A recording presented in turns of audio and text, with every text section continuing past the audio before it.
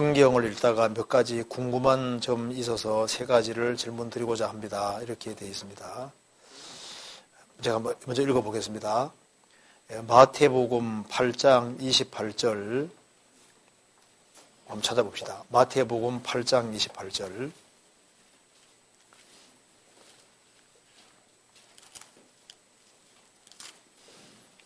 (8장 28절에)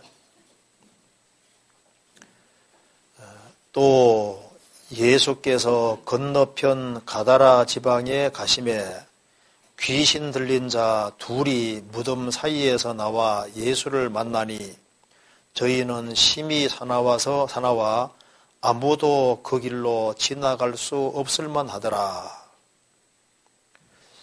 여기 이제 군대에 귀신 들린 사람 이야기가 나와 있는데 여기에 귀신 들린 자 둘이 무덤 사이에서 나왔다 이렇게 기록되어 있다는 겁니다. 그 다음에 마가복음 5장 찾아보시겠습니다.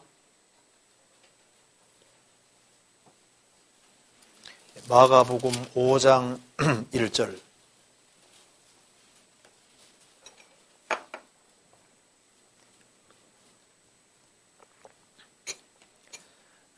예수께서 바다 건너편 거라사인의 지방에 이르러 배에서 나오심에 곧 더러운 귀신 들린 사람이 무덤 사이에서 나와 예수를 만나다. 그 사람은 무덤 사이에 거처하는데 이제는 아무나 쇠사슬을 내도 맬 수 없게 되었으니 이는 여러 번 고랑과 쇠사슬에 매어서도 쇠사슬을 끊고 고랑을 깨뜨렸음이로라. 그리하여 아무도 저를 제어할 힘이 없는지라. 그 다음에 누가복음 8장 보시겠습니다.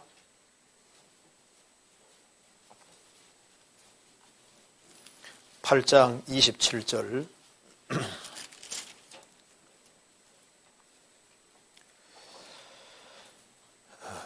육지에 내리심에 그 도시 사람으로서 귀신 들린 자 하나가 예수를 만나니 이 사람은 오래 옷을 입지 아니하며 집에 거하지도 아니하고 무덤 사이에 거하는 자라. 위 세 말씀은 동일한 사건을 기록한 것처럼 보이는데요. 마태복음에서는 귀신 들린 사람의 수가 2사람이라고 기록을 했고 마가복음과 누가복음에서는 1명으로 기록되어 있습니다. 어떻게 이해해야 하나요? 답이 너무 간단하죠. 성경은 서로 모순 관계에 있는 것이 아니라 보완 관계 속에 있습니다.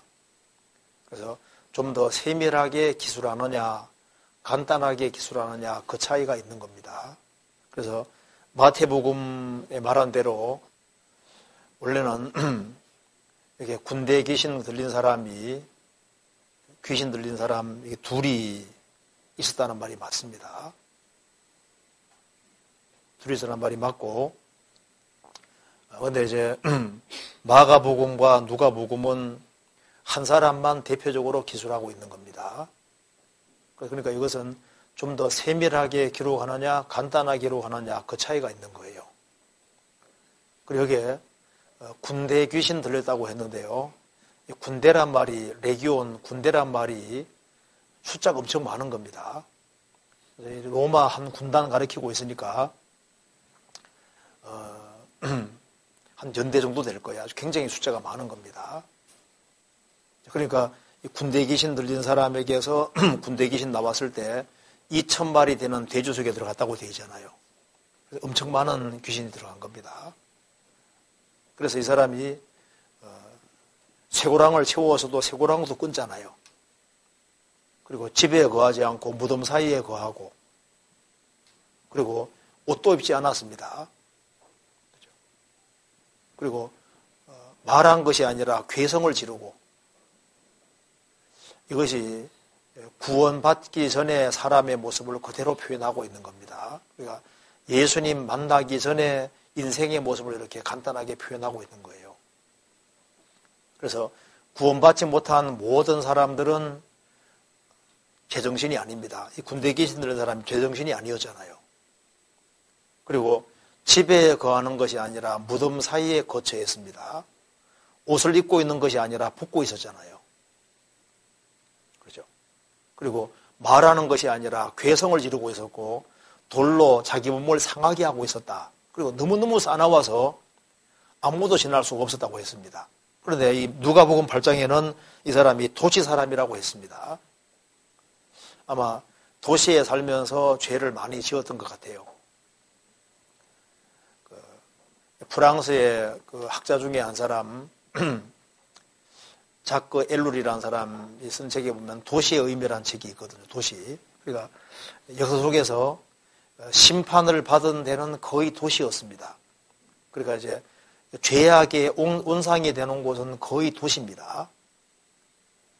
소돔 고모라도 도시고 역사 속에서 항상 큰 죄가 나타나는 곳은 거의 도시입니다. 그래서 사람이 도시에 모이게 되면은 일단 무명인이 되잖아요. 사람이 워낙 많으니까.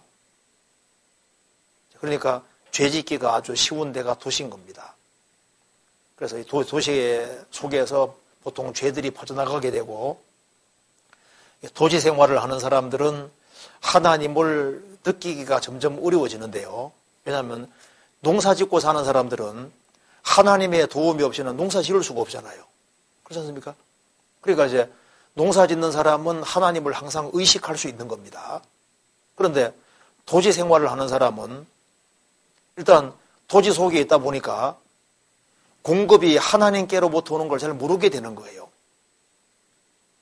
그래서 외부에서 공급들이 들어오는데 그걸 깊이 생각하지 않게 되니까 이제 하나님의 도움을 받고 산다는 것 자체를 잊기가 쉬운 곳이 도시입니다. 그렇기 때문에 도시 안에 오래 살던 사람들은 모든 도움의 통로가 하나님이란 걸 잊게 되고 그렇게 해서 이제 하나님과 멀어지기가 아주 쉬운 곳이 도시가 되고 그리고 이제 사람들이 많이 모이다 보니까 무명인 비슷하게 돼서 자신들이 몰래 죄 지어도 남들이 잘 모르게 되고 그러니까 죄를 더 담대하게 짓게 되는 그런 일들이 생기게 되는 겁니다. 그래서 나중에 도시는 죄악의 온상이 되고 그래서 결국은 심판받는 그런 일이 계속 있다는 겁니다. 역사 속에서 그런 것처럼 지금도 마찬가지입니다. 이 사람이 도시 사람이라고 했는데요. 그러니까 이 도시에 살면서 이 더러운 군대 귀신이 딱 귀신에게 붙잡혔으니까 이 사람이 도시 사람으로서 깨끗하고 바르게 사는 것이 분명히 아닐 거예요. 도시에 살면서 아까운 데 쳐다다가 귀신에게 붙잡혀서 그것도 아주 강력한 귀신에 붙잡힌 것으로 보입니다. 그래서 소망 없는 사람으로 살았는데 주님이 이 사람을 고쳐주셨지 않습니까? 그래서 인생이 완전히 달라지게 되는 겁니다. 이 사람이 이제 예수님 만나서 이제 군대 귀신에서 해방이 딱 되니까 제정신 돌아왔잖아요. 그렇죠? 제정신 딱 돌아오니까 옷을 벗었다는 걸 알게 되잖아요. 그래서 옷을 입었습니다. 그 다음에 보니까 무덤 사이에 있는 무덤 사이에. 그래서 집으로 돌아가게 되고 제정신 돌아오게 되고 이제는 괴성을 지르는 게 아니라 제정신이 되고 온순한 사람으로 바뀌었잖아요. 예수님 발 아래 있게 되었습니다. 구원받으면 꼭 그와 같이 되는 겁니다. 구원받고 예수님이 내 속에 들어오게 되면은 사람이 자기가 벌거벗은 걸 깨닫게 되고 그리스도로 옷 입게 되고 그리고 자기 위치가 잘못된 걸 알고 집에 돌아가는 것처럼 교회 안에 거할 줄 알게 되고 또 가정에서 정상적인 삶을 살게 되는 겁니다. 그리고 자기 몸을 해쳤는데 이제는 몸으로 영광을 돌리게 되지 않습니까? 그리고 괴성을 지르는 게 아니라 사람이 대화를 하게 되고 그리고 이제 온순한 사람으로 바뀌고 하나님이 자기에게 큰일 행한 것을 일일이 고하라 그 말씀대로 이제 자기 속에 영혼 속에 이루어진 일을 또 다른 사람에게 증거하는 사람으로 바뀌어지게 되는 겁니다. 그러니까 여기에 군대 귀신 들린 이것은 한 사람이 구원받는 모습하고 똑같은 거예요. 그래서 성경 이해할 때 이것이 원래 2명이란 말이 맞습니다. 근데 이제 한쪽을 더 강조해서 한쪽에는 한쪽을 포커스 맞춰가지고 얘기한 거예요.